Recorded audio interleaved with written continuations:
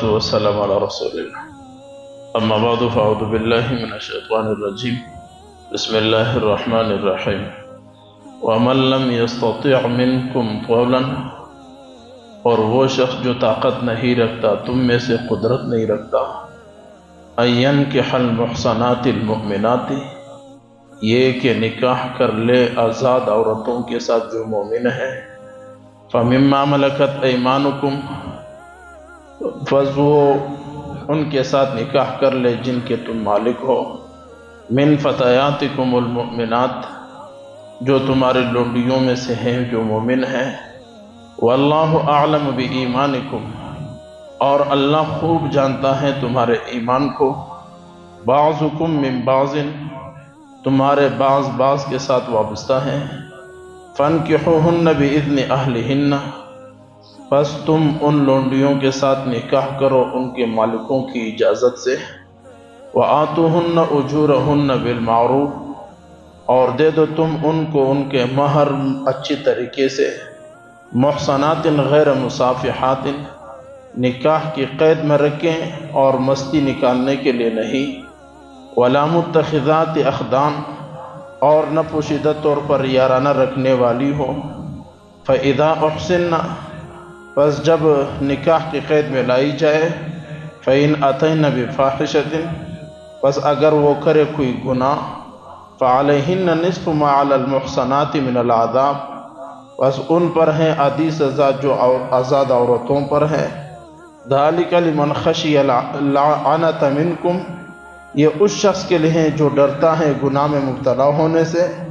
وَأَن تَصْبِرُوا خَيْرٌ لَكُمْ، اور یہ کہ تم صبر کرو تمہارے لیے بہتر ہے، وَاللَّهُ غَفُورٌ رَحِيمٌ، اور اللہ بخشنے والا مہربان ہے۔ یہ سورۃ النساء کا آیت نمبر 25 ہے۔ کل کے درس میں اللہ رب العزت نے بتایا کہ عارضی طور پر تم پر جو عورتیں حرام ہوتی ہیں بعد میں حلال ہو جاتی ہیں، تفصیلات آپ کے سامنے۔ آج اللہ رب العزت ایک بہت بہترین قانون کو بیان فرماتے ہیں، جو لونڈی کی صورت میں، خادمہ کی صورت میں، غلام اور کنیز کی صورت میں ہے۔ تو پہلے جہاد ہوتے تھے اور جہاد کی برکت سے کافر عورتیں اور لڑکیاں قید کر کے لائی جاتی تھی، پھر اس کے احکامات ہوتے تھے۔ یہ آیت ان کے متعلق ہے۔ ہم لوگ جہاد سے دور ہیں اور ہمارے درمیان سے جہاد نکل گیا تو اس نعمت سے بھی اللہ نے ہمیں محروم کر دیا ہے۔ آج کے درس میں اللہ رب العزت ان لونڈیوں کے بارے میں اور ان نوجوانوں کے بارے میں بیان فرما رہے ہیں کہ اگر کوئی جوان قدرت و طاقت نہ رکھتا ہو، اس کے پاس مالی وسائل نہیں ہے، اس کے پاس قوت اور طاقت نہیں کہ وہ شادی کر لے، پیسے جمع کر لے، شادی کر لے، ایک آزاد عورت کے ساتھ وہ نکاح کرنا چاہتا ہے، کر نہیں سکتا، تو ایسا آدمی کیا کرے؟ تو فرمایا فَمِمَّا مَلَكَتْ أَيْمَانُكُم مِّن فَتَيَاتِكُمُ الْمُؤْمِنَاتِ، وہ ایک مؤمنہ لونڈی سے، کنیزہ سے، غلام سے، خاتون سے وہ نکاح کر لے۔ اب یہاں پر پہلی بات یہ سمجھ لے، ایک ہوتی ہے آزاد عورت، اس کے لیے سب کچھ اس کا خاوند ہوتا ہے، ایک ہوتی ہے لونڈی اور کنیزہ اور غلام، اس کا سب کچھ اس کا مالک ہوتا ہے۔ مالک لونڈی اور خادمہ کو اسی طرح استعمال کر سکتا ہے جس طرح اپنی بیوی کو استعمال کر سکتا ہے، مجامعات ہم بستری کر سکتا ہے۔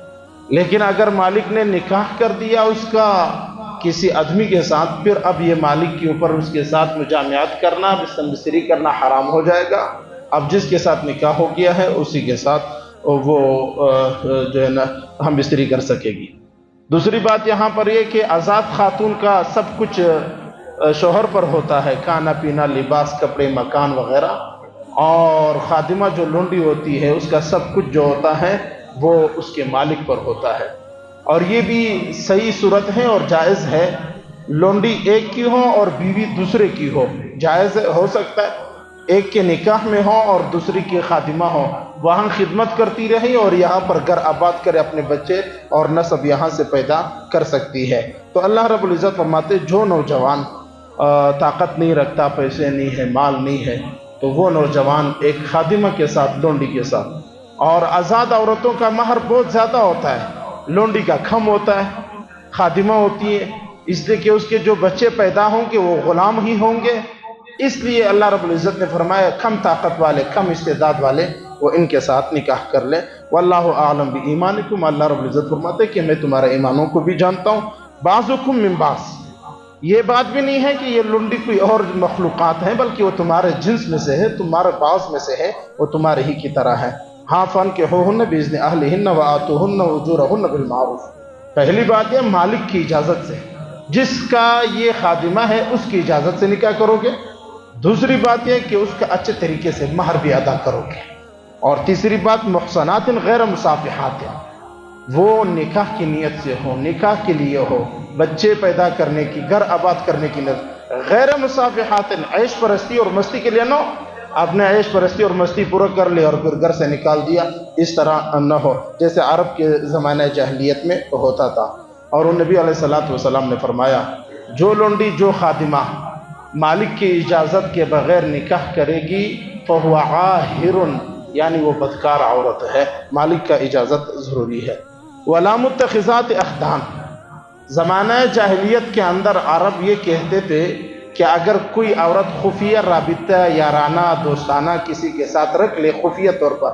تو وہ ٹھیک ہے، اگر اعلانیہ طور پر رکھے تو یہ غلط ہے۔ اسلام نے کہا کہ نہیں، کوئی یارانہ دوستانہ